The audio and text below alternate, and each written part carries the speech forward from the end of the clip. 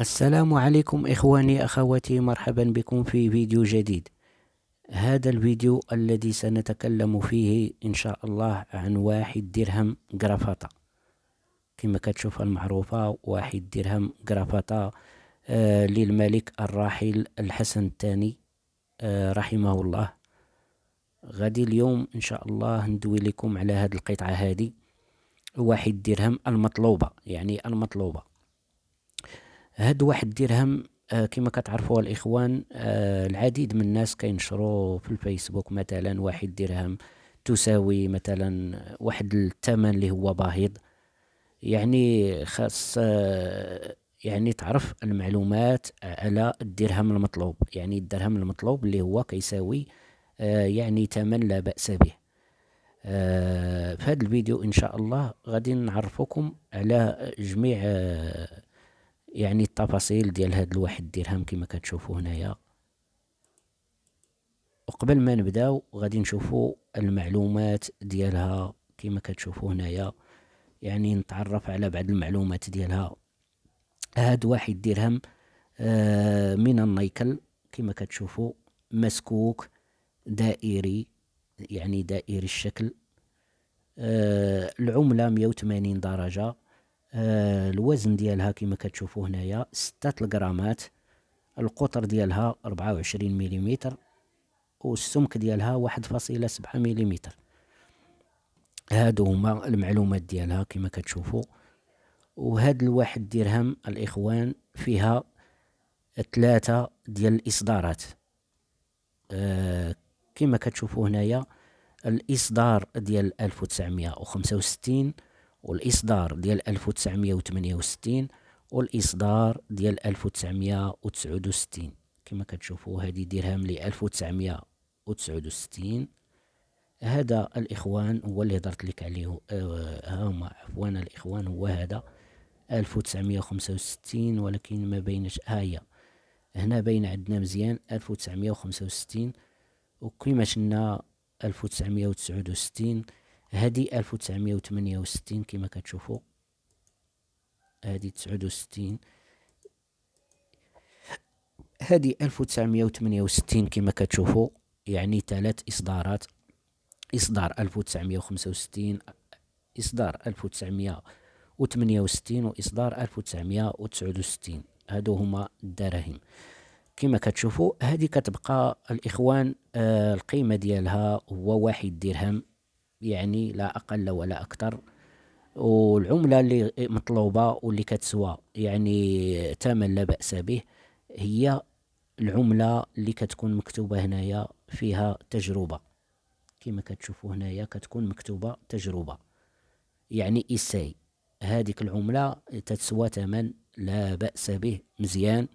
يعني هذيك هي العملة المطلوبة. إلا كانت عندك هذيك العملة، يعني هذيك عملة مطلوبة، يعني يعني اللي مكتوبة فيها التجربة فوق هذا الواحد هذا هنايا كما كتشوفوا. وديما تبعوا الفيديو حتى الأخير باش تحاول تفهم بزاف ديال المعلومات قبل ما تحط العملة ديالك. لأن إلا كنتي مثلا عندك شي عملة نادرة وكنتي ما عارفش القيمة ديالها، يعني راه تقدر تبيعها بواحد الثمن اللي هو بخس. وإلا كنتي مثلا ما عارفش، تقدر تبيعها تطلب فيها واحد الثمن اللي هو خيالي. يعني دائما انت غادي تكون ضحية. يعني وكيفاش غادي تعرف ديما العملة ديالك إلا بغيت تبيعها، تعرف معلومات عليها كافية، معلومات كافية عليها عادة باش ممكن تحطها ولا تنشرها. وديما تبعوا الفيديو حتى الاخير وتصنتوا مزيان اش تيقول الفيديو، عادة باش يعني باش تكون واحد المعلومات قبل ما تحط العملة ديالك في الموقع، يعني او في شي بلاصة. هنايا كما كتشوفوا هذه العملة ديال 1 درهم تاهي، هذه اللي الملك المرحوم محمد الخامس رحمه الله. كما كتشوفوا هذه راه من فضة. هذه اللي عندك باش تعرف المعلومات هي يعني العملة الشكل ديالها دائري. هنا مسكوك، هنا كما تشوفوا فضة. ها هي كما كتشوفوا العملة 180 درجة، الوزن ديالها 6 الغرامات، القطر ديالها 24 يعني مليمتر، والسمك ديالها 1.63 مليمتر. هذه هي العملة اللي من فضة، هذه عملة من فضة كما كتشوفوا.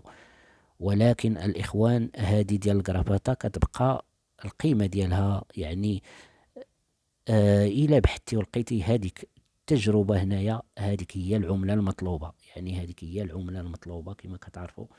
هنايا مكتوبة فيها تجربة أو إيساي.